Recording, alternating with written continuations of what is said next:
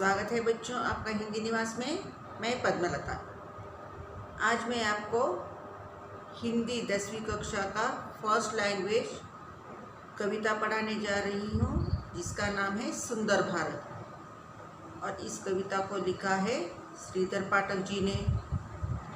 तो हमारे भारत देश की सुंदरता का वर्णन श्रीधर पाठक जी ने इस कविता में किस तरह किया है, इसे हम अभी पढ़ेंगे। तो चलो कविता शुरू करते हैं।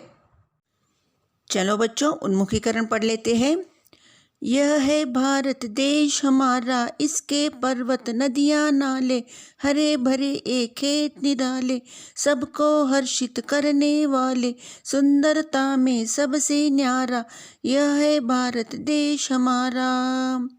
सबसे ऊंचा इसे उठाए, सब देशों का मुकुट बनाए, इसकी सेवा में जुट जाए, वारे इस पर जीवन सारा, यह है भारत देश हमारा। सुंदर भारत कविता में श्रीधर पाठक जी ने जो है भारत देश की सुंदरता का वर्णन किया है कि हमारा भारत देश किस तरह सुंदर दिखता है, इसके बारे में बताया है। तो यहाँ उन्मुखीकरण में भी भारत देश की सुंदरता के बारे में बताया है। तो यहाँ पे जो है हमारे भारत देश में क्या है, हमारे भारत देश में पर्वत है, नदियाँ नाले हैं, और हमारे भारत में जो खेती है हरी भरी है, जिससे सबका मन जो है हर्षित हो जाता है उस हरी भरी खेती को देखकर। और हमारा भारत देश सुंदरता में जो है सबसे अलग है, सबसे न्यारा है। हमारे भारत देश को सबसे ऊंचा उठाना है और इसे जो है सब देशों का मुकुट बनाना है। मुकुट का मतलब होता है क्राउन। और हमें इसकी सेवा में जुट जाना है और हमारे जीवन को हमारे भारत देश पर न्योछावर कर देना है। चलो बच्चों प्रश्न देख लेते हैं। भारत देश में खेत कैसे है? भारत देश में खेत निराले हैं। देश की शान बढ़ाने के लिए हम क्या कर सकते हैं? देश की शान तभी बढ़ेगी जब हम कोई महान व अद्भुत काम करेंगे, इसलिए हमें पढ़ाई करनी चाहिए। इस कविता का संदेश क्या है? भारत की प्राकृतिक शोभा निराली है और हमें भारत की प्राकृतिक एवं सांस्कृतिक गरिमा को बनाए रखना चाहिए। यही इस कविता का संदेश है। तो चलो उद्देश्य देखते हैं। उद्देश्य: गीत एक सशक्त विधा है। विधा का मतलब होता है ढंग। विद्यार्थियों के हृदय में रमणीय वस्तुओं के प्रति रुचि उत्पन्न करना और उन्हें कविता, गीत आदि रचना करने की प्रेरणा देते हुए देशभक्ति की भावना को जागृत करना इस कविता का मुख्य उद्देश्य है। तो गीत का ढंग जो है बहुत ही सशक्त है और विद्यार्थियों को जो है कविता और गीत की रचना करने के लिए प्रेरित करना और उनमें देशभक्ति की भावना जगाना ही इस कविता का मुख्य उद्देश्य है। विधा विशेष: प्रस्तुत पाठ एक गेय कविता है। कविता साहित्य की सशक्त विधा है। कविता सौंदर्यानुभूति भाव, सौंदर्य ध्वनि, सौंदर्य का उदाहरण है। यह कविता जो है गाने योग्य है और साहित्य में इसका ढंग जो है इस कविता का बहुत ही सशक्त है और यह कविता सौंदर्य का एक उदाहरण है। कवि परिचय पढ़ते हैं। श्रीधर पाठक का जन्म 11 जनवरी 1859 को उत्तर प्रदेश के जौंधरी नामक गांव में हुआ। इनकी शिक्षा संस्कृत और फारसी में हुई। श्रीधर पाठक जी का जन्म जो है 1859 11 जनवरी को उत्तर प्रदेश के जौंधरी नामक गांव में हुआ और इनकी शिक्षा जो है, इनका एजुकेशन जो है संस्कृत और फारसी में हुई। सरकारी सेवा करने के पश्चात वे प्रयाग में आकर रहने लगे। गवर्नमेंट सर्विस करने के बाद ये जो है प्रयाग में आकर रहने लगे। इन्होंने ब्रजभाषा तथा खड़ी बोली में कविताएं लिखी। इनकी कविताएं जो है ब्रजभाषा और खड़ी बोली में हमें देखने को मिलती है। उनकी मुख्य रचनाएं मनोविनोद, कश्मीर सुषमा, गोपिका गीत एवं भारत गीत है। ये उनकी कुछ रचनाओं के नाम हैं। आपने खड़ी बोली में काव्य रचना कर पद्य व गद्य में एकता स्थापित करने का प्रयास किया। इन्होंने जो है खड़ी बोली में काव्य रचना करके पद्य और गद्य इन दोनों में एकता लाने की कोशिश की। इन्होंने अंग्रेजी तथा संस्कृत की पुस्तकों के पद्यानुवाद भी किए। श्रीधर जी ने जो है अंग्रेजी तथा संस्कृत की जो भी किताबें हैं उनके पद्यानुवाद भी किए, ट्रांसलेशन भी किया अनुवाद का मतलब होता है ट्रांसलेशन। वे प्राकृतिक सौंदर्य, स्वदेश प्रेम तथा समाज सुधार की भावनाओं के कवि हैं। वे सिर्फ प्राकृतिक सौंदर्य के ही प्रेमी नहीं थे, बल्कि स्वदेश प्रेम तथा समाज सुधार की भावनाओं के भी वे कवि हैं। तो ये था उनका परिचय। विषय प्रवेश। भारत सुंदर देश है, भिन्न धर्मावलंबियों का देश है।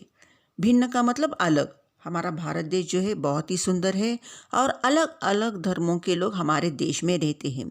यहाँ की जनता में कर्मनिष्ठता है। कर्मनिष्ठता का मतलब होता है कार्य के प्रति जो निष्ठा रखते हैं उन्हें कर्मनिष्ठ कहा जाता है। तो हमारे देश की जनता जो है बहुत ही कर्मनिष्ठ है। लोगों में प्रेम और ममता की अपार दौलत है। हमारे भारतीय जो है वे बहुत ही एक दूसरे के प्रति प्रेम से रहते हैं। यहाँ की प्रकृति शोभा ने भारतवासियों के हृदय पर असीम छाप डाली है। भारत की जो प्राकृतिक शोभा है बहुत ही अलग है और इस प्रकृति ने जो है भारतवासियों के हृदय पर जो है एक असीम छाप डाली है।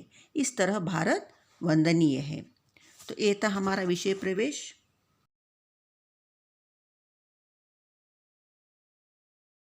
चलो बच्चों, कविता शुरू करते हैं।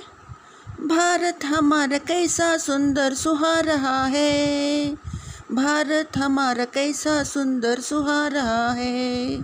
शुचि भाल पे हिमाचल, चरणों पे सिंधु अंचल, उर पर विशाल सरिता, सितहीर हार चंचल।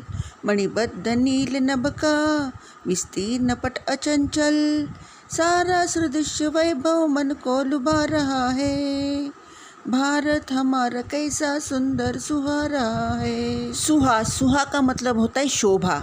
तो भारत हमारा कैसा सुंदर सुहा रहा है। हमारा भारत देश जो है बहुत ही सुंदर है और शोभा देने वाला देश है। शुचि भाल पै हिमाचल, चरणों पे सिंधु आंचल। भाल पै का मतलब है माथे पर। तो शुचि का मतलब है पवित्र, शुद्ध। तो भारत का माथा शुद्ध है और भारत के माथे पर क्या है, हिमाचल है। हिमाचल का मतलब है हिमालय पर्वत। तो भारत के माथे पर हिमालय पर्वत है।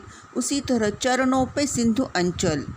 तो भारत के चरणों पे सिंधु अंचल, सिंधु अंचल का मतलब है समुद्र। तो माथे पर हिमालय है और चरणों पर जो है समुद्र तट है। उर पर विशाल सरिता, सितहीर हार चंचल। उर का मतलब होता है हृदय और सरिता का मतलब होता है नदी और सित का मतलब होता है श्वेत, उज्ज्वल।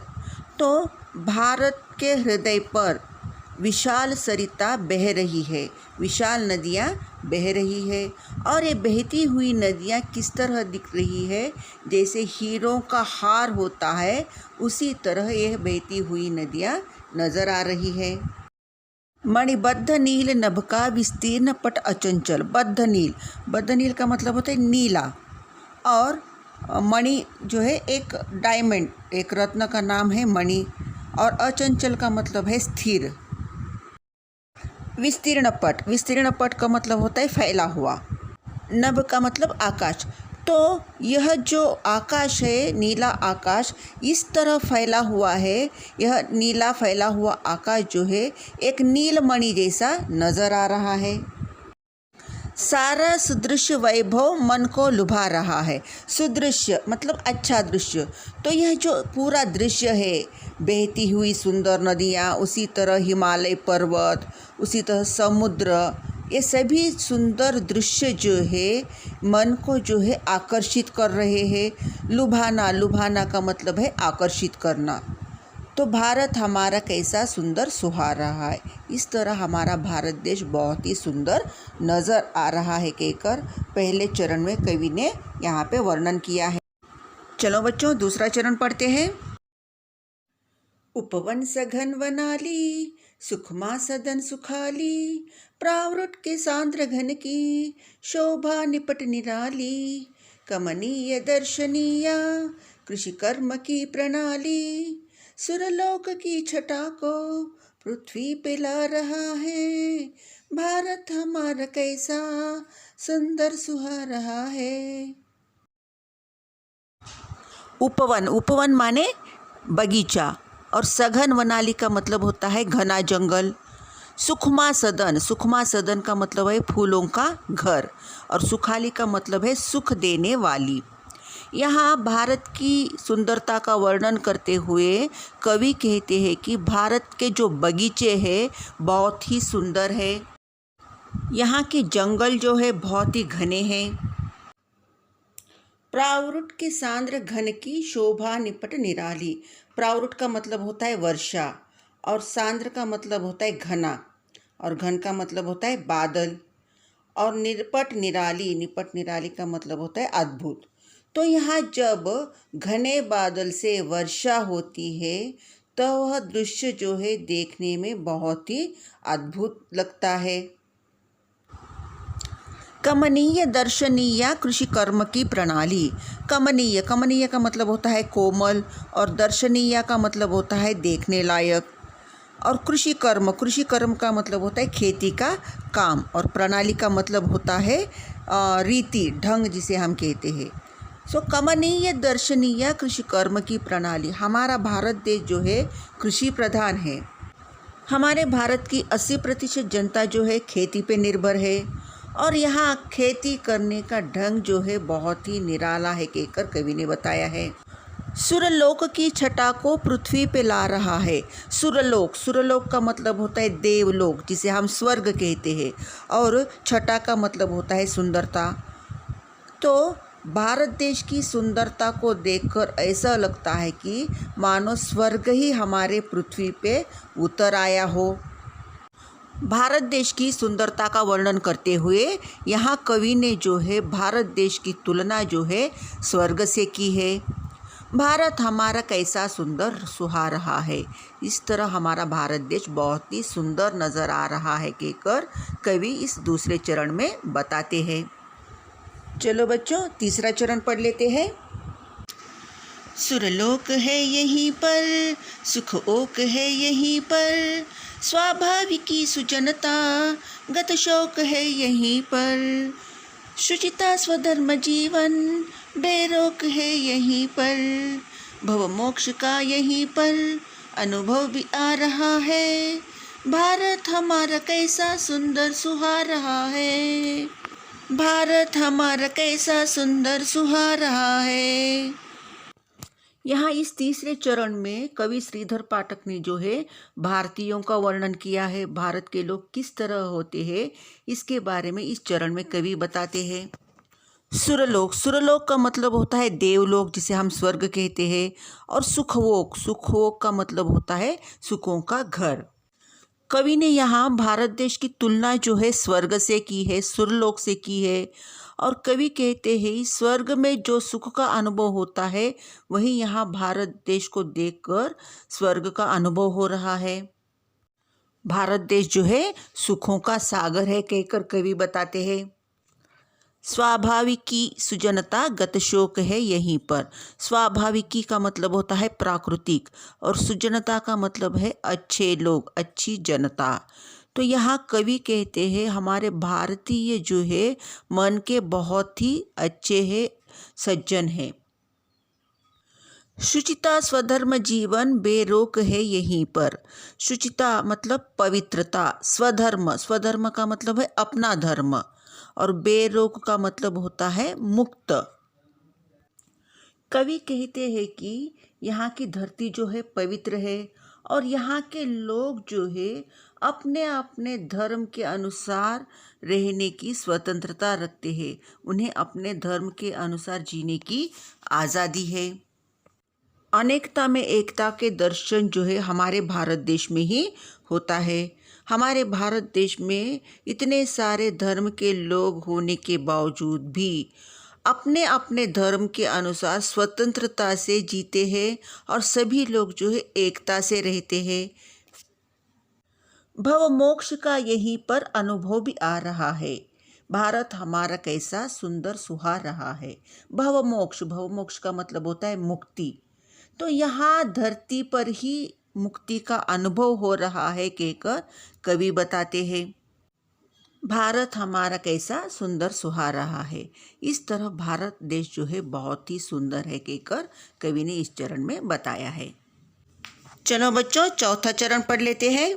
हे वंदनीय भारत, अभिनंदनीय भारत, हे न्याय बंधु निर्भय निर्बंधनीय भारत, मम प्रेम पाणि पल्लव अवलंबनीय भारत, मेरा ममत्व सारा तुझ में समा रहा है। भारत हमारा कैसा सुंदर सुहा रहा है, भारत हमारा कैसा सुंदर सुहा रहा है। हे वंदनीय भारत, अभिनंदनीय भारत। वंदनीय का मतलब होता है वंदना योग्य, प्रणाम करने योग्य, और अभिनंदनीय का मतलब होता है प्रशंसनीय। यहाँ कवि श्रीधर पाठक जो है इस चरण में भारत देश को प्रणाम करते हैं और भारत देश की जो है प्रशंसा करते हैं। हे न्याय बंधु निर्भय निर्बंधनीय भारत। न्याय बंधु का मतलब है न्याय से प्रेम करने वाला। निर्भय का मतलब होता है निडर, और निर्बंधनीय का मतलब होता है स्वतंत्र, जिस पे किसी का बंधन ना हो। कवि जो है हमारे भारत देश को न्याय बंधु कहते हैं, मतलब हमारा भारत देश जो है न्याय से प्रेम करने वाला देश है, और यहाँ की जनता जो है बहुत ही निडर है, किसी से डरती नहीं है, इन्हें किसी का डर नहीं है, और यहाँ किसी प्रकार का बंधन नहीं है। सभी लोग जो है निर्बंध होकर स्वतंत्र रूप से जीते हैं। मम प्रेम पाणि पल्लव अवलंबनीय भारत। मम का मतलब है मेरा, और प्रेम पाणि मतलब प्रेम पूर्व हाथ, पाणि का मतलब होता है हाथ, और पल्लव का मतलब होता है कमनीय। यहाँ कवि कहते हैं कि मुझे मेरे देश से जो है बहुत ही प्रेम है, और भारत देश जो है अनेक लोगों का सहारा है। अवलंबनीय का मतलब है दूसरों को सहारा। मेरा ममत्व सारा तुझ में समा रहा है। ममत्व का मतलब होता है ममता, प्रेम। कवि कहते हैं कि मेरे देश के प्रति जो है मेरी ममता जो है उमड़ रही है। मैं अपने देश से बहुत प्यार करता हूँ। भारत हमारा कैसा सुंदर सुहा रहा है। इस तरह मेरा भारत देश जो है बहुत ही सुंदर है कहकर कवि ने इस चौथे चरण में बताया है। इस तरह श्रीधर पाठक ने सुंदर भारत कविता में भारत देश की सुंदरता का वर्णन किया है। तो बच्चों, मैं समझती हूँ कि यह कविता आपको ज़रूर समझ आई होगी। अगर किसी को कोई डाउट्स हो तो अपने डाउट्स कमेंट बॉक्स में बता दीजिएगा, मैं आपके डाउट्स क्लैरिफाई करूँगी। फिर दूसरे पार्ट के साथ मिलते हैं। धन्यवाद।